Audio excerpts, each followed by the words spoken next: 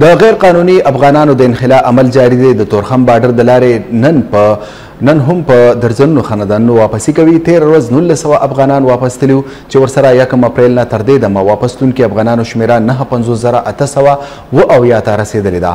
نور تفصیل اخلو د خپل نماینده سایم افریدي نه. سایم افریدي تفصیلات زموږ سره شریک کړئ. تورخم بارډر باندې د افغانانو د انخلا عمل جاری دی. جی بالکل د 1 اپریل نه د ملک د مختلفو سیمو نه غیر قانوني اوسیدونکو خلاف د وتلو کاروایي په تیزۍ سره روانې دي او په ورځني حساب سره په زرګونو خلک ډیپورټ کیږي.